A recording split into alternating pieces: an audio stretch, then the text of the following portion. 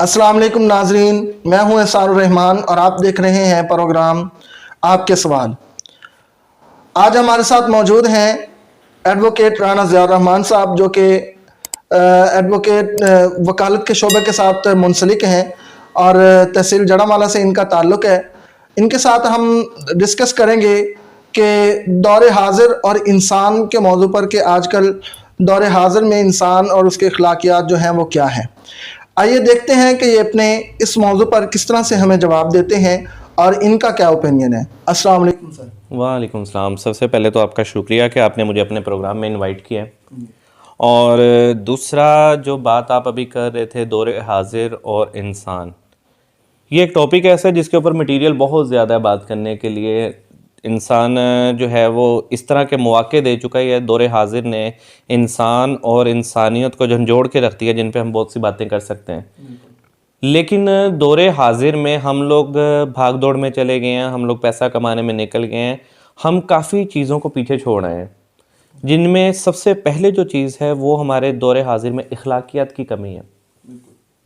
अब अखलाकियात की कमी जो है ये किस तरह चल रही है कि इंसान को पैसे की लालच ने और पैसे ने या ताकत के नशे ने इतना ज़्यादा गैर अखलाकी और बद अखलाकी वाला बना दिया है कि उसको ना अच्छे और बुरे की तमीज़ रही है, ना उसको कभी किसी छोटे और बड़े की तमीज़ रही है।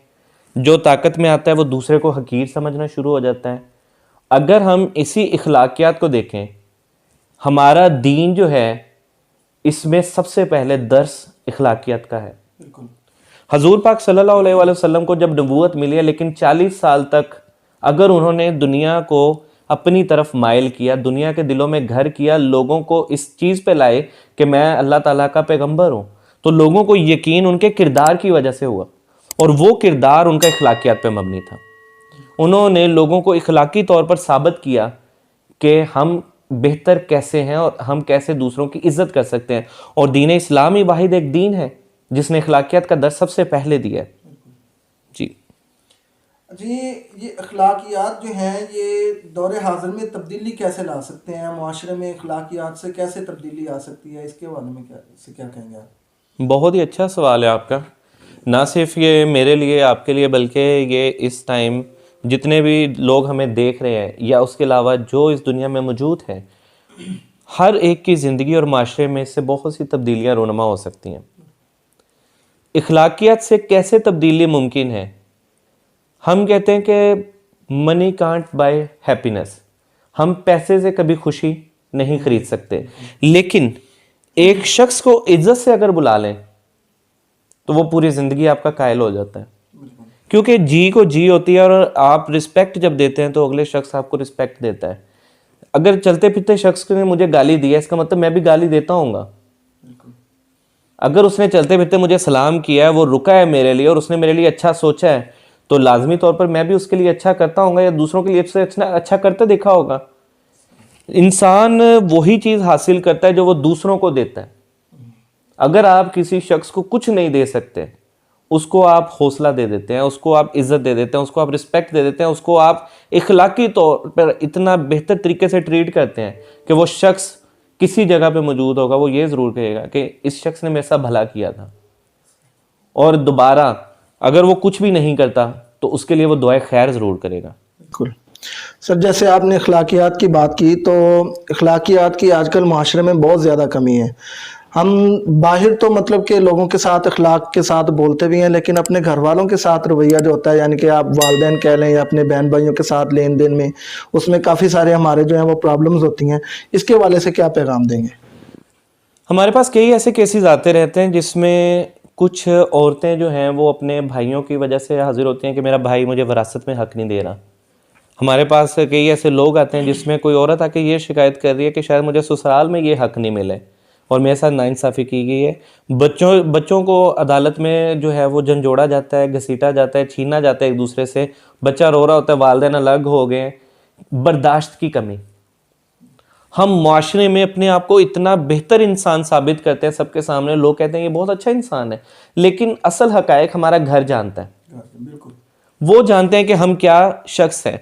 अगर आप जो बात कर रहे हैं कि क्या हम अपने घर पे वो कैसे कर सकते हैं, माशरे में हम अच्छा साबित हो रहे हैं, जब भी किसी भी रिश्ते की शुरुआत भी करनी हो ना, तो लोग अगर किसी जगह पे रिश्ता देखने जा रहे हैं अपनी बेटी के लिए, वो सबसे पहले ये जाके चेक करते हैं कि इनका रिहाइश का रहन सहन क्या है, लोगों के साथ इनका मेल बर्ताव कैसा है, ये लोगों के साथ खुश अखलाकी से पेश आते हैं। वो हमसाये से जाके जानते हैं कि क्या ये अच्छे लोग हैं।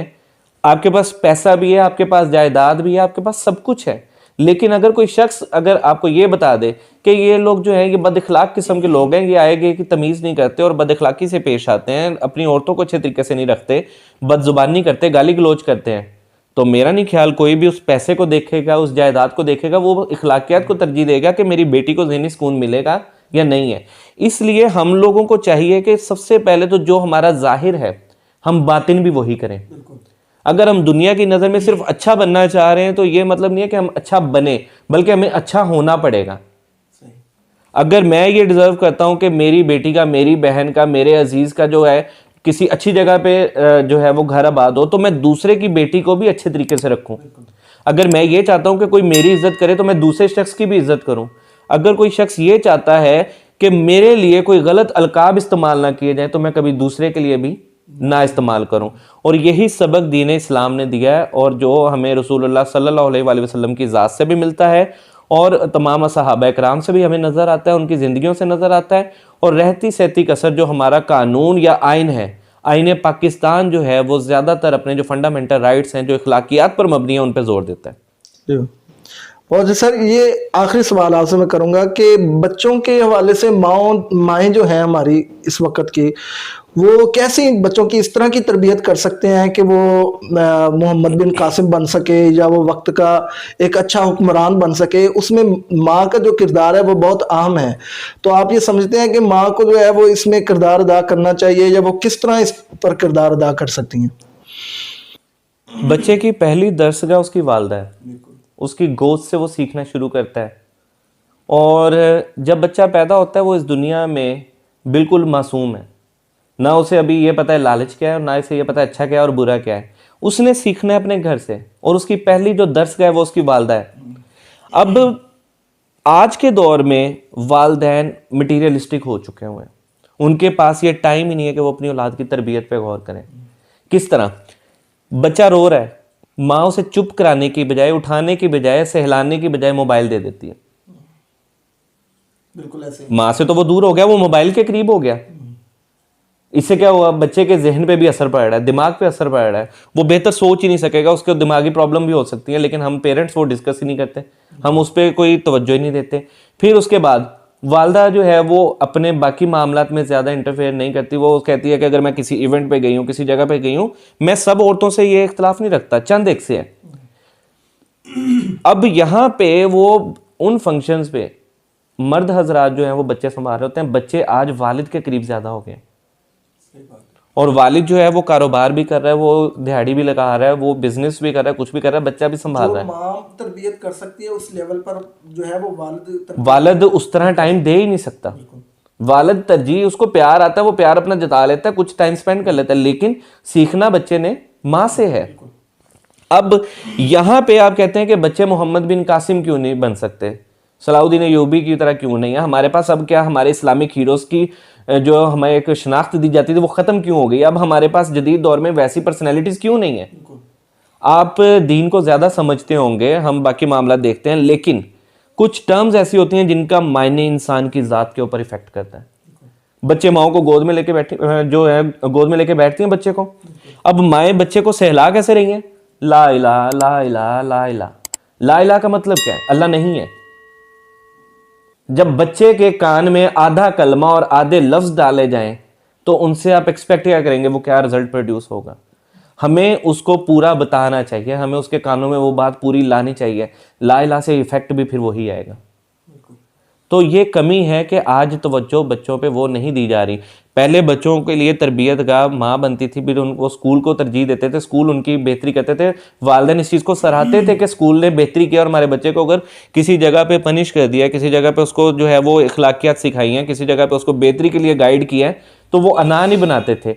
आज अगर कोई बच्चे को कोई टीचर डांट दे, कोई उसका बड़ा डांट दे, वालिदैन लड़ने के लिए तैयार हो जाते हैं कि आपने हमारे बच्चे से ये कहा तो कहा क्यों? तो ये थोड़ी सी हमें गाइडलाइन की ज़रूरत है कि हम लोगों को जो मेजर है, जो बालिग हो चुके हैं, उनको ज़्यादा तरबियत इस चीज़ पे लाएं कि इखलाकियात, बेहतरी, किरदार और ये सारी चीज़ों पे काम करें ताकि आने वाली नस्ल जो है वो पहले से ही इन चीज़ों को सीख के आए। जी, बहुत शुक्रिया सर, आपने हमें बहुत अच्छी चीज़ें बताई। उम्मीद है कि इन चीज़ों की वजह से लोगों के एक अच्छा पैगाम जाएगा और लोग जो हैं वो इन बातों को जो है वो अमल में भी लाएंगे।